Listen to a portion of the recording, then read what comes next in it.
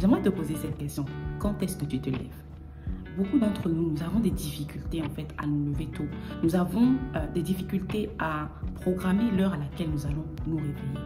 Mais je pense que si nous voulons aller loin dans la vie, il y a une de ces choses dont nous avons besoin, c'est réellement, nous devons nous lever tôt. Hello la famille, comment vous allez? J'espère que vous allez bien par la grâce de Dieu. Pour ma part, je me porte très bien. Alors, aujourd'hui, le Seigneur a attiré mon attention sur quelque chose que j'aimerais partager avec vous. Et tenez-vous bien, lorsque vous avez une destinée, une grande destinée en fait, il y a certaines choses que si vous ne mettez en place, il vous sera impossible d'accomplir. Il y a beaucoup de personnes qui n'accomplissent pas de grandes choses dans leur vie. Ce n'est pas parce que ces personnes sont moins que les autres, que ces personnes n'ont pas de potentiel. Mais c'est tout simplement parce qu'il y a une de ces choses-là qui les manque et du coup, elles n'arrivent pas à avancer dans la vie. Et je pense que le sujet que je vais aborder aujourd'hui, ça concerne vraiment chacun d'entre nous. Donc, lorsque nous prenons le proverbe 31, le verset 17, la Bible nous dit, le verset 15, la Bible nous dit: elle se lève quand il fait encore nuit. Elle prépare le repas de sa famille et elle donne leur travail à ses servantes. Ici, il s'agit de la femme du proverbe 31. Donc, si tu es chrétienne, c'est sûr que tu as déjà entendu parler de cette femme. On utilise beaucoup cette femme, en fait, comme le bon exemple à suivre parce que cette femme, en fait, arrive à accomplir tellement de choses. Lorsque vous lisez la totalité du chapitre, spécialement la deuxième partie, à partir du verset 10, vous allez voir que, en fait, c'est une femme qui est très impressionnante. Bref, on a même parfois l'impression, en fait, que cette femme est une femme parfaite.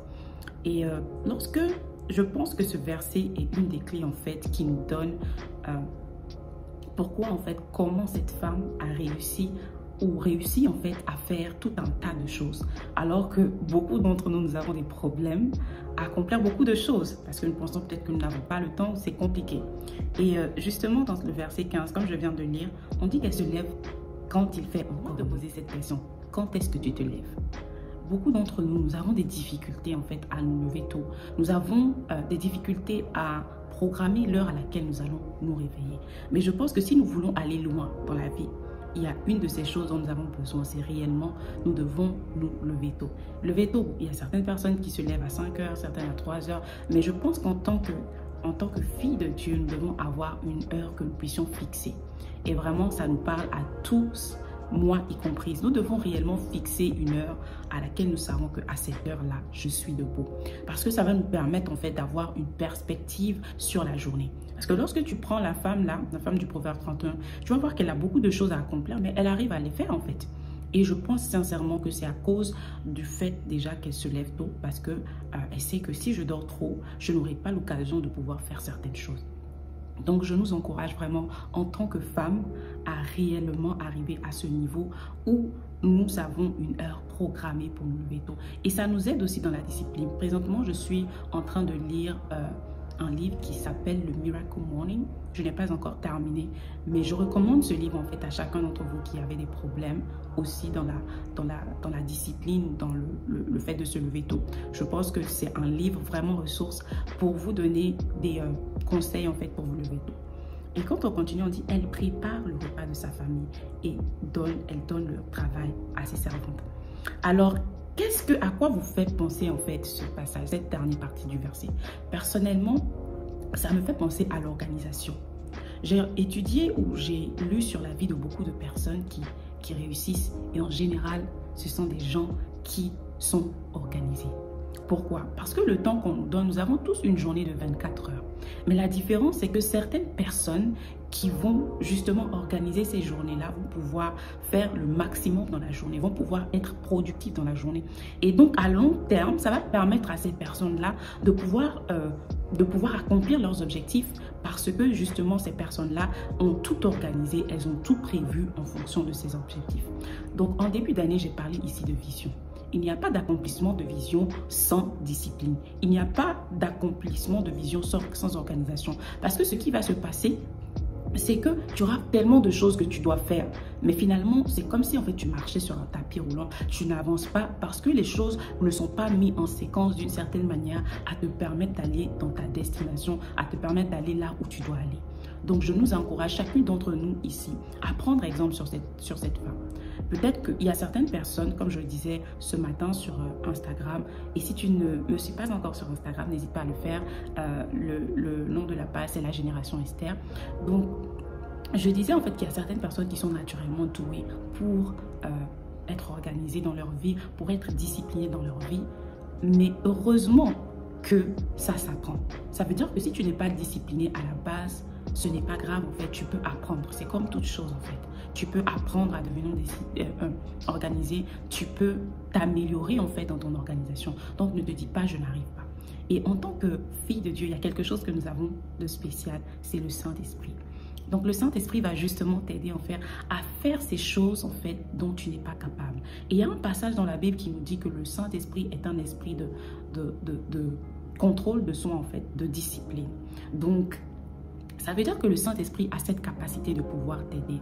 Donc, je ne sais pas quels sont les domaines dans ta vie où tu as du mal à t'organiser. La première des choses que tu dois faire, c'est déjà de chercher, de te documenter là-dessus. Je ne suis pas spécialisée dans la matière, mais il y a beaucoup de chaînes YouTube qui parlent de l'organisation. Il y a beaucoup de livres qui parlent de l'organisation, donc le Miracle Morning. Et il y a plein d'autres livres, plein d'autres ressources en fait pour vous aider. Donc déjà la première des choses, c'est savoir que j'ai besoin de faire des efforts dans ce domaine. Donc tu vois, qu'est-ce que je peux faire? Et maintenant tu demandes en fait l'aide du Saint-Esprit. Personnellement, j'ai fait plusieurs fois cette expérience où j'avais pas forcément mon réveil, mais j'ai demandé au Saint-Esprit de me réveiller le matin tôt. Et le Saint-Esprit l'a fait. J'étais très étonnée en fait, parce que ces gens à des heures où toute seule je ne me serais pas réveillée, parce que déjà il n'y a pas de réveil, alors que parfois même avec le réveil c'est compliqué. Donc c'est très important que tu puisses demander l'aide à Dieu. Et c'est vraiment notre avantage en tant que fille de Dieu d'avoir le Saint-Esprit qui nous aide, d'avoir le Saint-Esprit à nos côtés, de savoir en fait que dans notre marche nous ne sommes pas toutes seules. Donc n'essaie plus en fait de faire tout toute seule en fait. Demande au Saint-Esprit. Tu vois que dans ce domaine en fait il y a des difficultés, dans ce domaine c'est compliqué pour moi. Ce n'est pas grave. Le Saint-Esprit va t'aider. Donc prends la décision. Tout commence par une décision. Et il y a une erreur que nous faisons souvent, c'est que lorsque nous voulons changer, nous essayons tout de suite en fait de faire de grandes choses. Mais je pense que c'est une erreur. Pourquoi? Parce que il y a certaines choses qui se construisent petit à petit. Si tu avais l'habitude de te réveiller à midi, ne me dis pas que le lendemain, tu vas commencer par te réveiller à 5 heures. Souvent, c'est par étapes. Tu vas dire, ok, peut-être là, je vais commencer par me réveiller à 10 heures, et ensuite à 9 heures, et ainsi de suite. Bref, comme je vous l'ai dit, je ne suis pas spécialiste du sujet. N'hésitez pas à vous informer avec les vidéos YouTube ou avec les livres, mais c'est très important, en fait, que vous alliez étape par étape, petit à petit, comme on le dit, l'oiseau fait son nid. Donc, c'est très important. Et tu vas voir, personnellement, les jours où j'arrive, en fait, à organiser correctement mes journées, je vois qu'il y a une différence, parce que déjà, j'accomplis beaucoup de choses, et ça apporte une certaine satisfaction, et ça me permet aussi d'avancer à long terme pour mes objectifs. Donc, tu as besoin de la discipline pour accomplir ta destinée. Tu as besoin de la discipline pour accomplir ce pourquoi Dieu t'appelle. Ne laisse pas en fait ta vie passer devant tes yeux, parce que le temps ne se rachète pas. Tu peux acheter, l'argent se perd, peut se retrouver, mais le temps, c'est une ressource en fait que personne d'entre nous ne peut rattraper. Tu ne peux pas remonter la montre et revenir en arrière. Donc, c'est très important que tu puisses te lever, que tu puisses prendre cette décision importante que je vais être disciplinée parce que j'ai besoin d'accomplir ma destinée, d'accomplir la vision que Dieu a mis dans mon cœur. Donc, j'espère que cette vidéo t'a béni. C'était vraiment pour t'encourager dans ce sens. Et n'hésite pas à t'abonner si ce n'est pas encore fait. Partager et liker si tu as été béni par cette vidéo. Demeure béni et on se dit à la prochaine.